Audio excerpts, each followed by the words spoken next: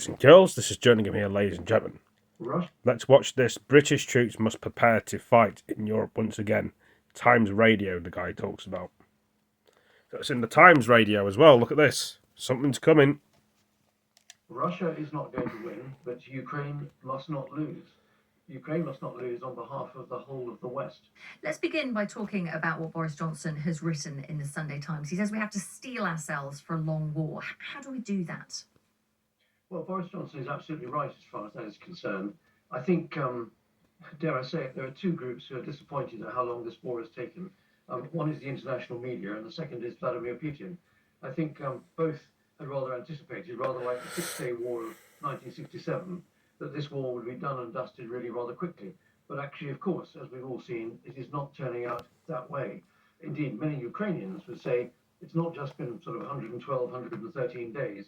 Actually, this war has gone on already since 2014. So Boris Johnson is absolutely right that this is going to be a long conflict, and we've got to prepare for a long conflict, and everybody is going to have to carry some of the pain. Now, of course, Ukrainians are dying in large numbers in their military. Many civilians have died, but all across Western Europe and the Western world, we're sending in our troops to help.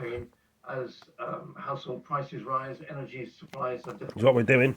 And we're all having to carry some of the pain, as I say. So Boris Johnson is right to condition people to know that this conflict is going to go on and there are going to be significant implications for us all.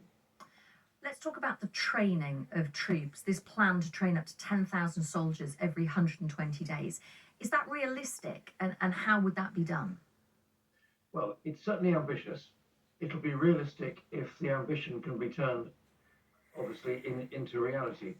But the fact of the matter is that Ukrainians have shown huge spirit, but they have been lacking in equipment, in ammunition, and indeed in training. So I think it's a very reasonable proposition for Boris Johnson in preparing the West to realize that this is going to be a long conflict.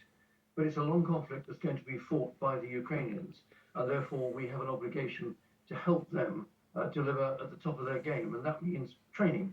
So I don't know how these plans are going to be operationalized, but the ambition to provide them weapons, ammunition, and better skills, I think, is perfectly reasonable. And let's see how the plan maps out.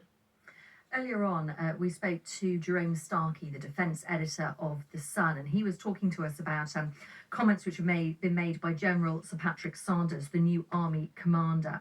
And he was saying, it is quite chilling really, saying that soldiers need to prepare to fight Russia in a potential World War III. We must be ready to fight in Europe once again. Do you agree with that? Told you, World War III. Stark language, and it's the kind of language that Jerome Starkey and the Sun would like to highlight. But actually, Patrick Sanders is not wrong in what he is saying. And this comes back to our earlier point, that this is going to be a long conflict. Russia is not going to win, but Ukraine must not lose. Ukraine must not lose on behalf of the whole of the West. So what Patrick Sanders is saying, and our government has got to get this message as well, in recent years, in terms of defence spending, the army has taken the lowest priority. We've now been given a wake-up call with a land war, a brutal land war in Europe. And given that Ukraine is going to struggle, that Russia is not going to give up, we have to expect that this conflict will continue for quite some time. Now, I hope it doesn't become a hot war in any part of Europe other than in Ukraine. But the way that we're going to deter Russia is by having a capable military that is forward deployed, that actually is strong, and that Russia will realize that they can't bully and they can't push over in the way that they had tried to do some 100 and odd days ago as far as Ukraine is concerned. So Patrick Sanders is right to send a battle cry, if you like, to the army, but also that's got to be heard by the government, that we've got to increase our spending on defence, particularly our spending on our land. Why don't we get prepared in the UK then? Because Russia might hit the UK. In the military that are going ahead.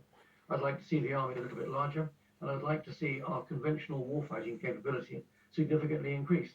Frankly, to have an army of only 148 tanks and no tracked armoured fighting vehicles for the infantry to accompany them is madness. Why can't you make our army bigger in the UK, Northern Ireland, Scotland, Wales? Make it bigger. Take this seriously in the context of a long war that Boris Johnson is talking about. Our police force is big. We've got to make sure that we increase our spending. Not about the gangs, but yeah. Ambulance, firemen. We're all going to have to pay some of the costs about this as far as this is concerned.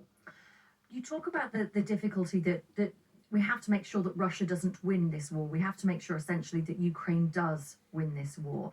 We know that Vitaly Klitschko, the mayor of Kyiv, has said there shouldn't be any peace talks at all until the last Russian boots have left Ukrainian soil. We spoke to a former Ukrainian defence minister today who completely agreed with that. The practicalities of that mean that this war would go on so many years. Surely there does come a point where there has to be talks and there has to be some kind of deal brokered. Wow, there we go. Bloody adverts. Personally, I think you're absolutely right. But it's not for us who are bystanders in this war to tell the Ukrainians that they should come to the negotiating table. It's up to them to decide whether they want to do that or not. But the reality, the harsh reality, is that before too much longer, the Russians will have ground their way to having control of Donetsk and Luhansk provinces. They will have control of the Donbass, and they've already achieved a land corridor from Crimea through Donbass into Russia proper. But that's as far as they can go. They will be exhausted militarily. Now, it's absolutely reasonable for Mayor Klitschko to say every Russian must leave Ukrainian territory. But if we just stop and think about that for a moment, who's going to make them go? NATO is not going to raise a force such as the West did to throw Saddam Hussein out of Kuwait. That is just not going to happen. And then the question comes, will, even despite the training program and the equipment and re-equipment program that we're talking about for the Ukrainians, will they have the strength to throw the Russians out of Ukraine? I fear that they won't. So over time, it may well be that the Ukrainians themselves will have to come to the conclusion that there's got to be some form of negotiation, and that the new status quo for the future is going to be that part of Ukraine is occupied as it is now with Russian soldiers and will probably remain so. And on that basis, there may be the foundation of a settlement for the future. But as President Zelensky has observed, 15 to 20% of his country is already occupied by Russians. And I can't, at this precise moment, see how that can be reversed. The Ukrainians themselves, I don't think, and I fear, they won't be strong enough to throw the Russians out. And so that begs the question, which was raised yesterday by a Ukrainian MP on this programme. If a deal is made where the Ukrainians say, OK, this bit of the country is effectively under Russian control, how do you then prevent Vladimir Putin in a few years not deciding to launch another invasion and trying to take more land in Ukraine? Who ensures that that doesn't happen? Well, that's where wider negotiations are really important. And the West has got to give solid guarantees to Ukraine. We've seen in the last few days that the European Union is giving candidate status to Ukraine as far as joining the EU is concerned. And I think there have to be cast iron guarantees that the West makes to the fact that we are going to uphold Ukraine's sovereignty.